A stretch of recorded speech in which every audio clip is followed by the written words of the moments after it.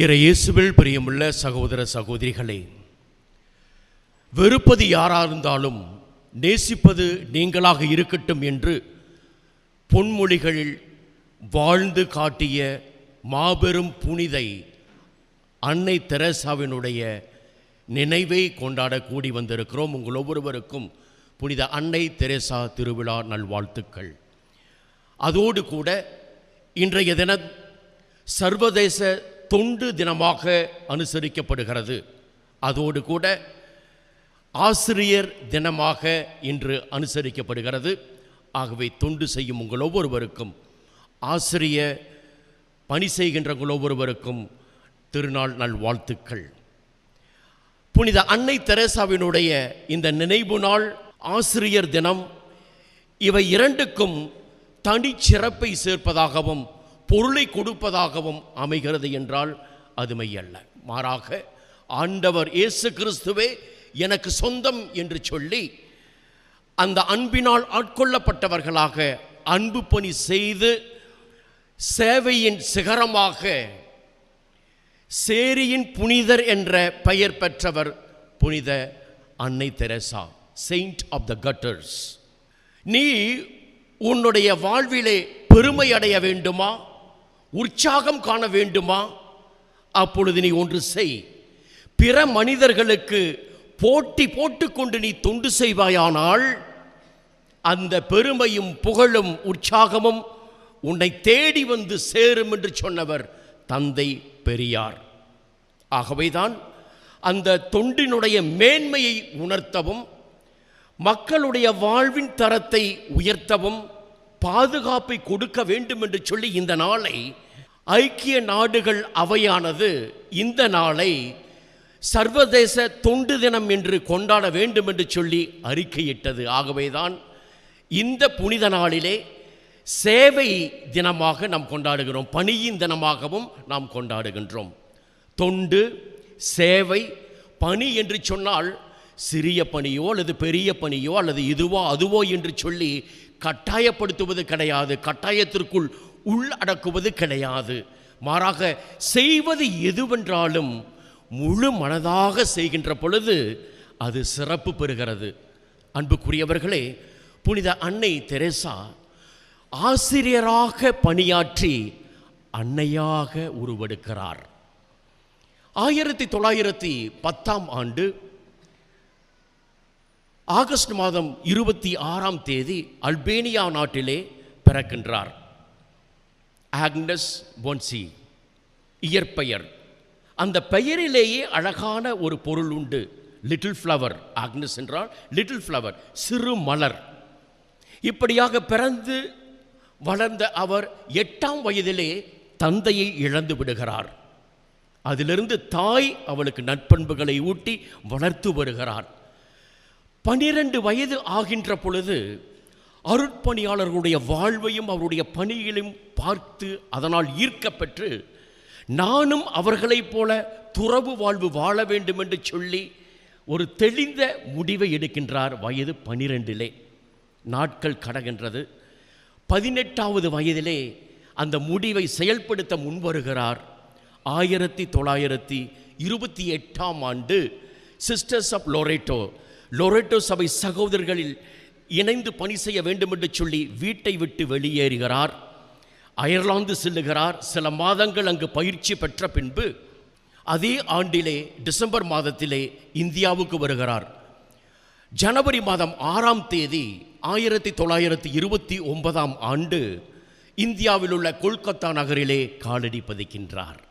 சிறிது காலம் அங்கு ஆசிரிய பணி ஆற்றிய பின்பு 1931ஆம் ஆண்டு மே மாதம் 24ஆம் தேதி தன்னுடைய முதல் வார்த்தை பாட்டை இறைவனுக்கு கொடுக்கின்றார். அந்த முதல் வார்த்தை பாட்டிலே அவர்கள் ஒரு பெயரை தேர்ந்தெடுக்க வேண்டும். அவர்கள் அப்படி தேர்ந்தெடுத்த பெயர்தான் சிறுமலர் என்கின்ற குழந்தை தெரேசா.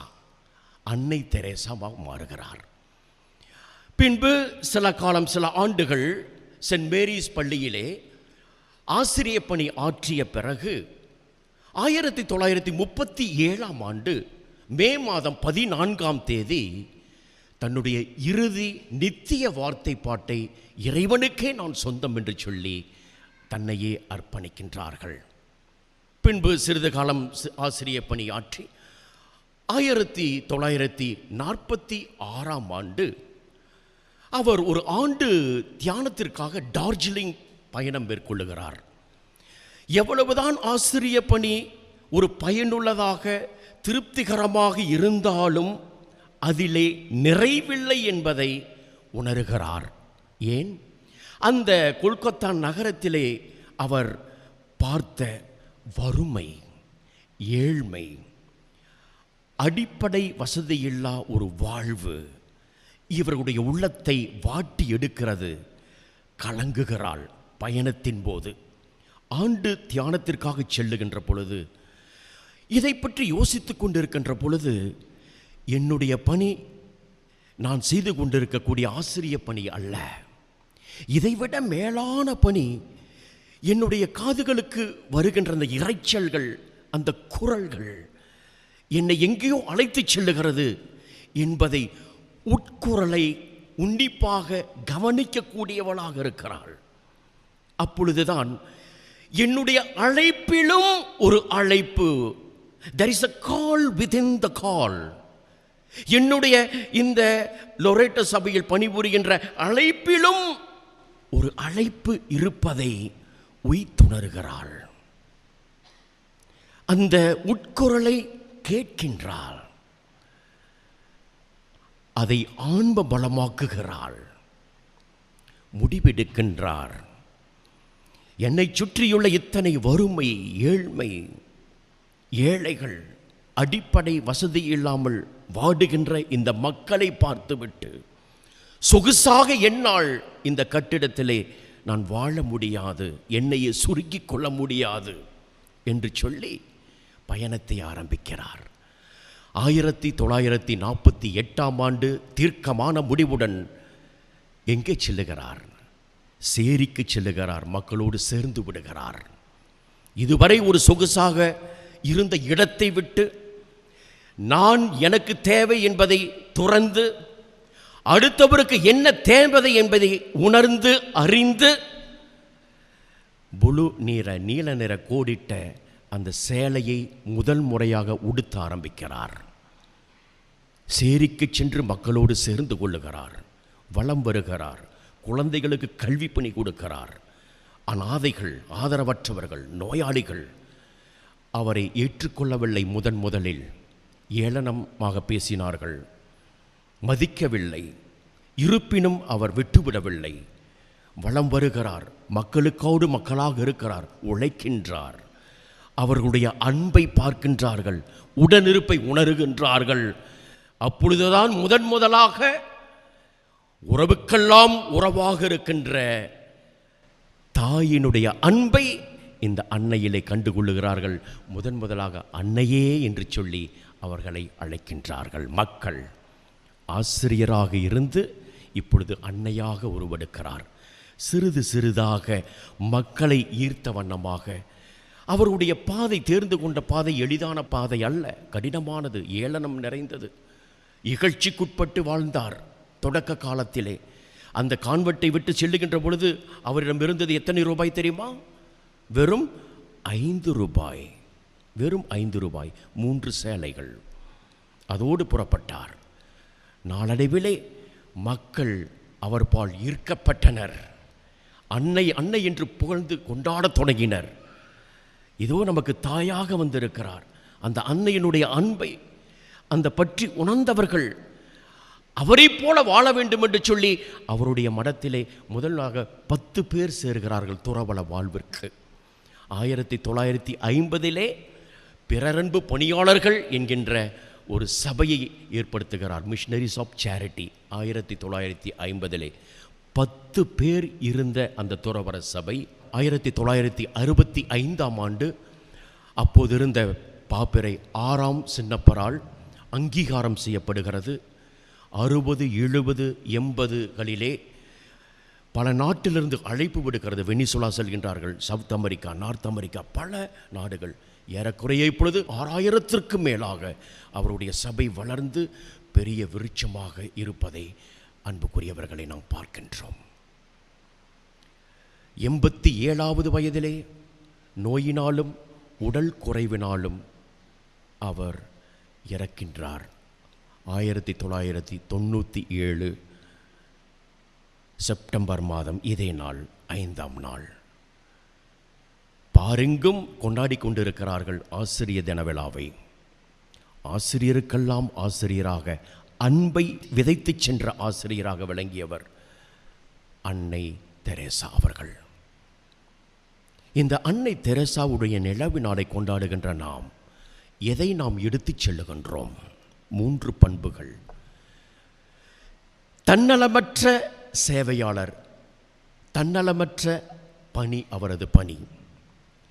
தான் எனக்கு என்பதை விட்டு அடுத்தவர் என்கின்ற அக்கறையோடு நகர்ந்து செல்லக்கூடியவர். அடுத்தவர் படுகின்ற அழுகுரல் கேட்டது, தேவைகளை அறிந்தார். சிறிது சிறிதாக அவருடைய பணி விருட்சம் அடைந்தது, எல்லை விரிவடைந்தது. நோயாளிகள், ஆதரவற்றோர், HIV பேஷண்ட்ஸ், தொழுநோயாளிகள், அருவருக்கத்தக்க செயல் என்று சொல்லி அப்புறமாக இருந்தவர்கள், ஒதுங்கி இருந்தவர்கள் மத்தியிலே அவர்களை தொட்டு அவர்களை உயர்த்தி அவர்களுக்கு நலத்தை கொடுத்தார், வாழ்வை கொடுத்தார் அன்புக்குரியவர்களே. மேலும் சிறைப்பணி மற்றும் போதைப் பொருளுக்கு அடிமையானவர்கள், இறுதி நிலையிலே இருக்கக்கூடியவர்கள், அவர்கள் ஆன்மா இறைவனுடைய இலைப்பாற்றி அருள வேண்டும் என்று சொல்லி ஒவ்வொருவர்களுக்கும் காப்பகங்களை அமைத்தார். வாழ்வு கொடுக்கக்கூடிய தெய்வமாக வருகிறார். இவர் ஒருவர் தான் வாழுகின்ற பொழுதே லிவிங் செயின்ட், நடமாடும் புனிதை, வாழும் புனிதை என்று அனைவராலும் போற்றப்பட்டவர். இந்திய மண்ணிலே அனைவராலும் பிற சமயங்களால் போற்றப்பட்டு வாழ்ந்தவர். வாழும் புனிதை, நடமாடும் புனிதை. ஏன்? தன்னலமற்ற பாதையை தேர்ந்து கொண்டார். தான் என்கின்ற தாண்மையிலிருந்து விடுபட்டு அடுத்தவர். இதைத்தான் புனித தாமஸ் அக்வினாஸ் அன்பிற்கு வரையறை சொல்லுவார். அன்பு என்றால் என்ன? It's an act of the will, willing the good of the other person. அடுத்தவருடைய நன்மையை விரும்புவதுதான் அன்பு. இதை முழுமையாக்கி வாழ்ந்தவர் அன்னை தெரேசா. நான் அல்ல, அடுத்தவர் முக்கியம். அடுத்தபடியாக பணிவு, தாழ்ச்சி. அன்னை மரியாவை போல அவர் சொல்லுவார், இறைவன் எழுதுகின்ற அன்பு கடிதத்திலே இறைவனுடைய கரங்களில் இருக்கிற சிறிய பென்சில் நான், சிறிய பென்சில். உங்களுடைய ஒவ்வொரு செயலும் கடலில் கலக்கின்ற சிறுதுளியாக இருந்தாலும் சிறுதுளிதானே என்று சொல்லி ஏமாந்து விடாதீர்கள், அப்புறப்படுத்தி விடாதீர்கள். அந்த சிறுதுளிதான் அந்த கடலை பெரிதாக்கும். தொண்டு என்று சொல்லுகின்ற பொழுது பெரிய பெரிய செயல்கள் அல்ல, மாறாக செய்வதை அன்போடும் விருப்பத்தோடும் எந்த ஒரு சிறிய செயலாக இருந்தாலும் அதை செய்கின்ற பொழுது அது இறைவனுக்கு மகிமை சேர்க்கிறது என்பதை அழகாக எடுத்துச் சொல்லுவார். 3வது பண்பாக விளங்குவது சேவை மனப்பான்மை. ஆண்டவர் இயேசு கிறிஸ்து நான் பணிவிடை பெறுவதற்கென்று பணிவிடை புரிய வந்தேன் என்று சொன்ன வாக்கை இவர் வாழ்ந்தவர். எந்நேரமும் சேரி மக்களோடு, ஏழைகளோடு தன்னையே அடையாளப்படுத்தி கொண்டு ஒன்று சேர்த்து இணைத்து வாழ்ந்தவர். ஆகவே அன்புக்குரியவர்களே, இம்மாபெரும் நாளை சிறப்பாக்குவது பணி. ஆகவேதான் சர்வதேச தொண்டு தினம், சேவை தினமாக ஐநா சபையே அறிவித்திருக்கிறது. அன்னையை முன்மாதிரியாக வைத்து ஆசிரிய பணி, அவர்களுக்காக நாம் ஜெபிப்போம். ஆசிரியர்களுக்கெல்லாம் முன்மாதிரியாக இருந்த ஆண்டவர் இயேசு கிறிஸ்து, அவர் வழிவந்த அன்னை தெரேசா, அவர்கள் அள்ளி அள்ளி கொடுத்ததெல்லாம் அன்பே அன்பே. அவருக்கென்று அவர்கள் வாழ்ந்த பொழுதும் இறந்த பொழுதும் மறைந்த பொழுதும் இருந்த சொத்துக்கள் 3 சேலைகள், ஒரு பாடுபட்ட சுரூபம், ஒரு ஜெபமாலை, அவ்வளவுதான். ஆனால் கொடுத்து கொண்டே இருந்தார்கள். அள்ளி அள்ளி கொடுக்கும் அமுது சுரபியாக இருந்தார்கள். அன்பு, தியாகம், தன்னலமற்ற அன்பு. ஆகவே இந்த நல்ல நாளிலே அன்னை தெரேசாவினுடைய பண்புகளை நமதாக்கி உள்வாங்கி நாம் எடுக்கின்ற முடிவுகளில் அன்னை தெரசா எவ்வாறு அந்த உள்குரலை கேட்டார்கள், உள் உணர்வை அவர்கள் கவனித்தார்கள். கடவுள் என்ன சொல்லுகிறார், நான் அல்ல, அந்த ஆவியானவர் எனக்கு என்ன சொல்லுகிறார். அதுதான் அழைப்பிற்குள் ஒரு அழைப்பை தேர்ந்தெடுக்க முடிந்தது. நாம் ஒவ்வொருவருமே அந்த திருமுழுக்கின் வழியாக அழைப்பை பெற்று வாழ்ந்து கொண்டு இருக்கிறோம். துறவரமாக இருந்தாலும் சரி, இல்லறமாக இருந்தாலும் சரி. இந்த முடிவு என்பது ஒவ்வொரு நாளும் எடுக்கக்கூடிய அந்த குரலுக்கு செவிமடுக்கின்றவர்களாக இருக்கின்ற பொழுது கடவுளுக்கு மகிமை சேர்க்க முடியும். ஆகவே நாம் ஒவ்வொரு நாளும் இறைவன் என்ன சொல்லுகிறார், ஒவ்வொரு செயலிலும் ஒவ்வொரு முடிவுகளுக்கு முன்பாகவும் ஜெபித்து உட்குரலை கேட்டு இறைவனுடைய திருவுளத்தை அறிந்து தன்னை மையப்படுத்தாமல் பிறரை அன்பு செய்து வாழ வரம் வேண்டி மன்றாடுவோம். ஆமென்.